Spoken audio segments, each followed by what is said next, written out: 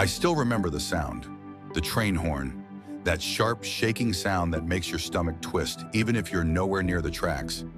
It was a gray afternoon in our small Texas town, the kind of day where the clouds hang low and everything feels slow. I was waiting at the crossing near Maple Station, heading home after grabbing a burger. Then I saw her. She was standing way too close to the yellow line, headphones in, eyes on her phone. The barrier lights started flashing red. The bell started ringing. But she didn't move, I swear. For a second, I thought maybe she knew what she was doing. But then I heard the horn again, louder, closer, and she still didn't move. I yelled, "Hey, step back!" Nothing. The train was maybe 8 seconds away. I dropped my drink, sprinted across the sidewalk, and grabbed her shoulder. She turned right as I pulled her, both of us falling hard on the gravel. The train rushed past, shaking the ground, blaring its horn like it was angry at us. When it passed, everyone nearby clapped. I was shaking, but relieved. She wasn't hurt, just a small scrape on her elbow. Then she looked at me with this stunned, almost offended expression and said, "You shouldn't have touched me." I blinked. "What?" "You grabbed me without permission," she said, standing up and brushing off her jeans. "You had no right." I actually laughed a little. I thought she was joking. "Ma'am, the train was—" "I don't care," she snapped. "You can't just put your hands on someone." A small crowd had gathered. Some people were whispering, some recording. A man shouted, "Lady, he just saved your life." She ignored him, picked up her phone, said, "You'll be hearing from me," and walked off. That night I told my wife, Jenna, what happened. She laughed too, at first. "What does she mean, you'll hear from me? You saved her life, James." "I know, but she looked dead serious." We went to bed thinking it was over. But 3 days later, I got a letter from a law firm. She was suing me. The letter said something about unlawful physical contact without consent resulting in emotional distress. I just sat there staring at the paper. Jenna said, "This can't be real. People can't sue someone for saving them." Apparently, they can. A week later, a local news van showed up in front of our house. The story had gone viral. Small-town man saves woman from train, now faces lawsuit for touching without consent. I couldn't walk into the grocery store without someone saying something like, "Hey, hero, better ask permission next time, huh?" Or worse, "Man, I'd let you save me anytime." Everyone thought it was funny. Everyone except me. Then my boss called James. "This lawsuit's drawing attention. The company doesn't want to get dragged into it." I was suspended until further notice. The first court hearing was unreal. She walked in wearing a black suit, hair tied back neatly, like she was going for a job interview. Her lawyer stood beside her, this tall guy with a voice that filled the room. He said, "Your Honor, this case isn't about gratitude or heroism. It's about consent." My client was touched without her permission, and she has since suffered trauma, nightmares, and public humiliation due to online ridicule. My lawyer, Dan, looked like he wanted to laugh, but didn't. He stood up and said, "Your Honor, the defendant acted in an emergency situation to prevent imminent death. This was a reflex, not an assault." The judge, an older woman named Judge Hargrove, raised an eyebrow. "Miss, are you saying you would rather have been hit by the train than touched without consent?" The woman, her name was Emily, paused, then said, "I'm saying it wasn't his choice to make." The room went quiet. During recess, I approached her in the hallway. "Emily, listen." She turned quickly. "Don't talk to me without my lawyer." I lowered my voice. "I didn't mean any harm. I saw you and you don't get it, do you?" She said, "People think you're a hero, but you made me a joke. Everyone online laughs at me now. You took away my dignity. I saved your life. I didn't ask you to." Those words stuck in my head for days. By the second hearing, things had exploded online. Some called her the ungrateful woman. Others defended her, saying consent always matters. Talk shows debated it. Memes flooded the internet. I didn't leave the house for a week. My wife tried to stay strong. "Ignore them. The judge will throw it out." But deep down, I wasn't so sure anymore. The world was changing, and fast.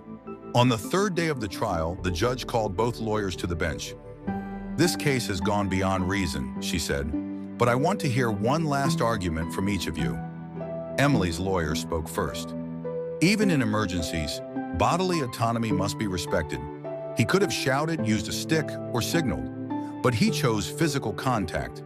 That's an act of violation. My lawyer sighed and said, Your Honor, there were seconds, not minutes. A train was approaching at 60 miles per hour. He acted on instinct to save a human life. If that's a violation, then morality itself is on trial.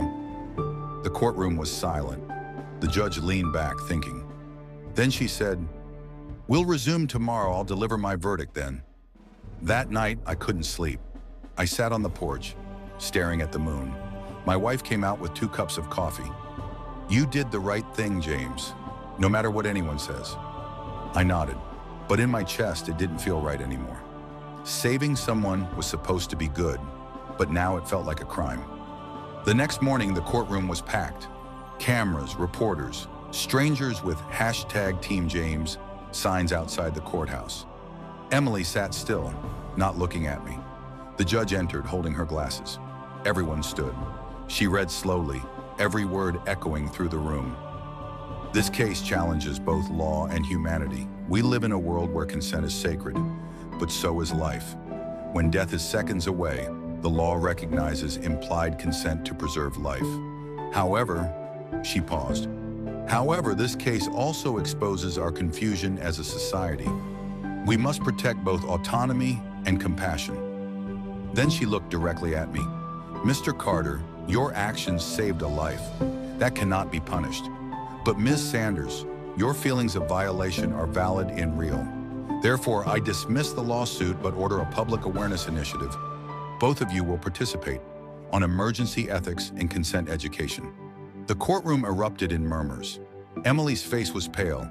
She whispered, You're making me do charity work for him? The judge smiled faintly. I'm making you do it with him. Outside, reporters swarmed us. Someone shouted, James, how do you feel about the verdict? I said, I feel tired, but maybe the world needed this lesson, even if it came in the strangest way possible. Emily didn't speak. She walked to her car, face hidden by sunglasses. A month later, we were both invited to a TV panel, The Ethics of Rescue. She didn't look at me much, but when the host asked, Would you change what you did, James?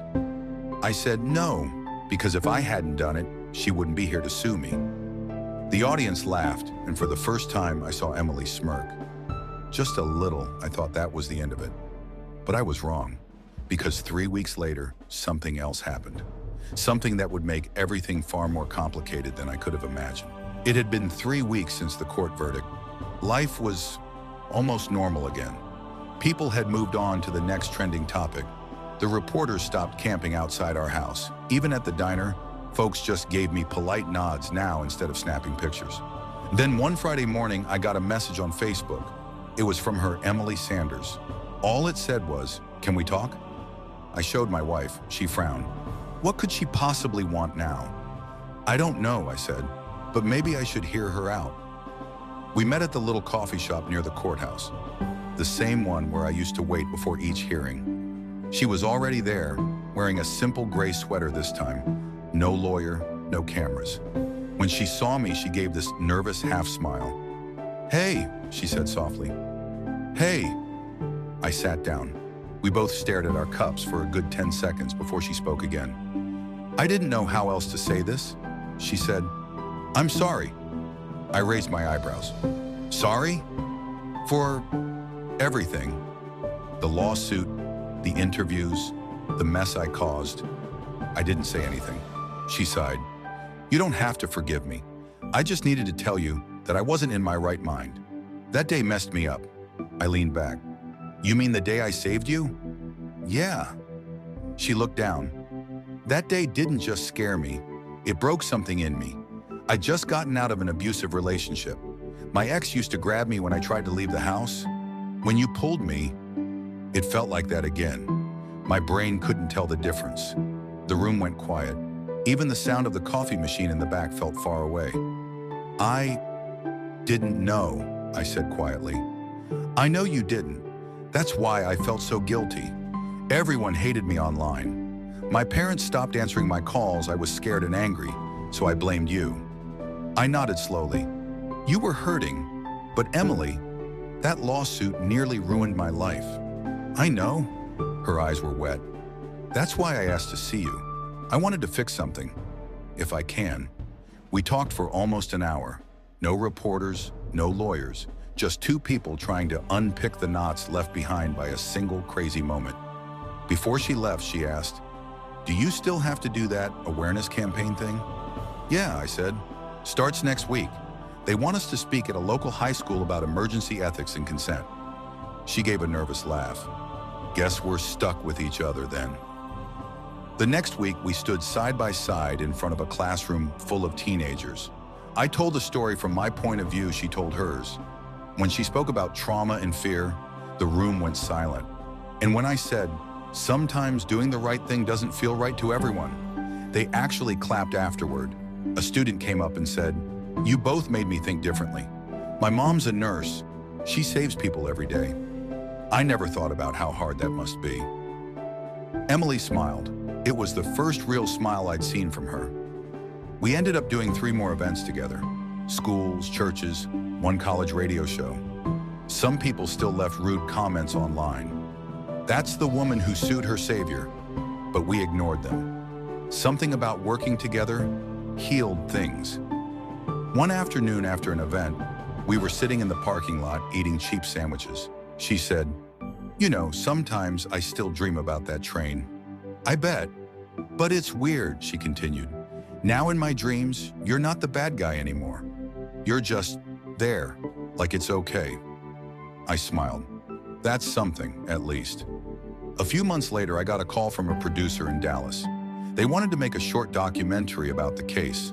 Not the scandal, but the human story. They wanted both of us to be part of it. I called Emily. She hesitated. "You sure this is a good idea?" "I think it could help people see the bigger picture." She finally agreed. We filmed over 2 days, interviews, reenactments, even that moment on the train platform. When it premiered online, the comments were different this time. "Didn't expect to cry watching this." This story changed how I think about empathy.